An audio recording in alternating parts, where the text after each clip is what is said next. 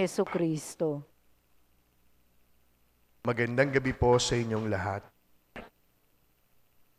Karugtong ng pagtangis ni Jesus kahapon sa Ebanghelyo ang dahilan ng kanyang pagiging marahas sa ating kwento ngayong gabi. Kung ang dahilan kung bakit napatangis si Jesus kagabi ay sa kadahilan ng unti-unting napapariwara ang bayang Israel. Kaya ngayong nakapasok siya sa templo, mas lalo po yung pagnanais ni Jesus na maituwid ang baluktot na spiritual na pamumuhay ng kanyang mga kababayan. Kaya't sa unang pagkakataon, pinakita po ni Jesus ang kanyang other side.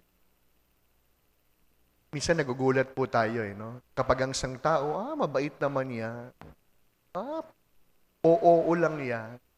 Madali naman niyang kausapin. Pero kapag talagang napuno na, kapag talagang hindi na kinaya, kagaya ni Jesus, pinakita niya, marunong din siyang magalit. Kaya ano po yung dahilan ng kanyang pagkagalit? Maliwanag na sinabi sa Ebanghelyo, ginawang palengke ang tahanan ng kanyang ama. Ang mga tao, sa halip na magdasal, nagtinda. Ang mga tao, sa halip na papurihan ng Diyos sa pamamagitan ng panalangin, nagbenta. Pinakita ni Jesus na kahit hindi ipilit ang sarili, pinatunayan niyang seryoso siya pagdating sa pagbabago ng bawat isa. Malimit nating sinasabi, binibigyan po tayo ng kalayaan ng Diyos. Hindi niya po ipipilit yung kanyang sarili at lalong hindi niya ipipilit yung kanyang gusto. Pero hindi nangangahulugan na hindi magagalit si Jesus kapag meron tayong maling ginawa. Hindi po ibig sabihin na hindi itatama ni Jesus ang ating bawat pagkakamali at pagkakasala. Pangalawa, pinapaalala po sa atin na ang templo ng Diyos ay hindi lamang yung istruktura, hindi lamang ang simbahan. Ang templo ng Diyos, tinuturo sa atin ng ating katekismo, tayo, ang bawat isa. Kaya nga po, yung malimit po nating isinusulong. Kaya tayo merong BEC Kaya meron tayong Basic Ecclesial Community. Sapagkat ang simbahan, hindi lamang dito sa Peña. Ang simbahan, nasa Barangay 826. Ang simbahan, nasa 827. Kaya nga po, alam ninyo, minsan nakalulungkot. No? Bakit po? Kahit anong ganda po ng ating mga gawain sa parokya, kung hindi naman po mabababa sa pamayanan, baliwala. Kahit po kanina, no, may kausap po ako. No? Shout out do sa kausap kong 3 kaninang hapon. Mga taga-barangay po sila, hindi ko na sasabihin kung saan barangay. Lumapit sila, bakit? Father, kailangan po ng recommendation. Pag mga ganyan pong recommendation, alam natin yan. Sabi ko, sige po, Nay, ano pong pangalan kong? Father Jason. Doon ho kayo kay Father Jason Laguerta humingi. Nakakatawa at nakalulungkot. Abay, mantakin ninyo, kung hindi ba po nangailangan, hindi makakatungo ng ating simbahan. At 1 taong singkad na ako sa isang araw. Bukas, 1 taon na ako dito, bukas. November 25. Abay, magpasa hanggang ngayon, hindi pa rin pala ako nakikilala. Ibig sabihin, 1 taong hindi nagsisimba. Nakakatawa, pero nakakalungkot. Nakakalungkot.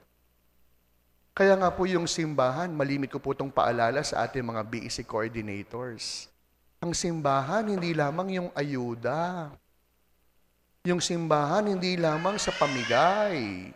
Ang simbahan, yung pagkakaroon ng tunay na malasakit. Tabi-tabi po, wag po kayong magagalit sa akin. Anniversary ko naman bukas. Pero 1 taon na po ako nagmamatsyag at nagtingin at nagbabantay. Sabi ko, ganun ba talaga? Kung si Jesus nandito sa kasama natin, baka hindi lamang siya magagalit, magwawala pa. Kaya nga po, ito po yung pangalawang bagay na dapat nating maunawaan. Kung gaano po karubdob yung pagnanais ni Jesus na ang mismong simbahan ay igalang at makilala, sana ganun din ang ating maging pakiramdam.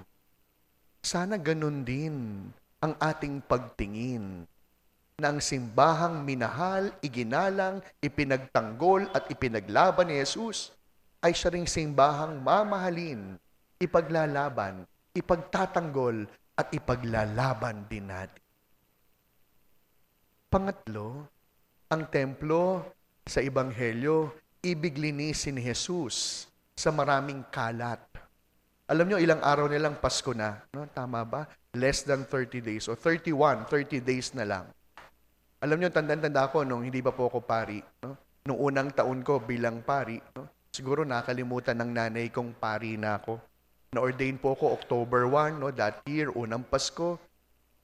Sabi ng nanay ko, bago pumasok ang Nobyembre, anak, kailan ka uuwi? Sabi ko, bakit po? Magge-general cleaning tayo. Malapit na ang Pasko. Sabi ko sa nanay ko, Nay, ang dami ko pong schedule. Sabi niya, ay, nga pala, pari ka na. Pero, hindi ba? Hindi ko alam kung ganun po ang inyong gawain sa inyong mga tahanan. Pag malapit na ang Pasko, ang pista, ang bawat okasyon, inihahanda ang tahanan. Nagji-general cleaning, naglilinis, nagpapalit ng kurtina, nagkukubkob ng sahig. At ngayong malapit na rin ang Kapaskuhan, ihahanda at lilinisin din natin ang sariling templo ng ating sarili. Alam nyo, simula po sa Lunes, November 27, no? Papasimulan natin, no? By the way, no? Dumating na po si Father Giovanni kaninang hapon. No? Kaya simula ngayon, 3 na po kami. No? At simula po sa Lunes, no? Araw-araw, 5:30 ng hapon, mula po Lunes hanggang Sabado, merong paring uupo sa kumpisalan. Isang paraan ng paglilinis ng templo ng ating mga sarili. Minsan po kasi yung iba, hinihintay pa yung kumpisalang bayan. Ipinagpapatagal ang paghingi ng paumanhin sa Diyos.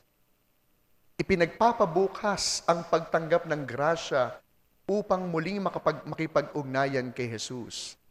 Kaya po alam ninyo, isa po sa biyaya natin ngayon dito sa Peña Francia, marami na kaming pari na pwedeng maglingkod po sa inyo. Kaya nga po, isang paalala, no? Simula po sa Lunes, yung kumpisala natin, araw-araw na. At wag na po kayong papayag, mga minamahal ko, mga taga-Peña, na magpapasko po kayo nang hindi nakapag-general cleaning ng inyong kalooban. Sapagkat magdiriwang ng Pasko, pero baka ikaw lang. Nagdiwang ng Pasko, pero hindi kasama si Kristo. Kaya sa pagpapatuloy po ng ating pagdiriwang, kung kahapon tinanong ko kayo, naging dahilan na ba ako kung bakit napaluha si Jesus? Ngayon muli natin tanungin ang ating mga sarili, naging dahilan na rin ba ako ng pagkagalit ni Jesus? Sapagkat hindi ko iginalang ang templo ng aking sarili. Hindi ko iginalang ang templong istruktura ang aming parokya sa pamayanan. Nang sa gayon, kagaya ni Jesus, ang simbahang kanyang minahal ay siya ring simbahang ating gagalangin, mamahalin at ipaglalaban. Amen.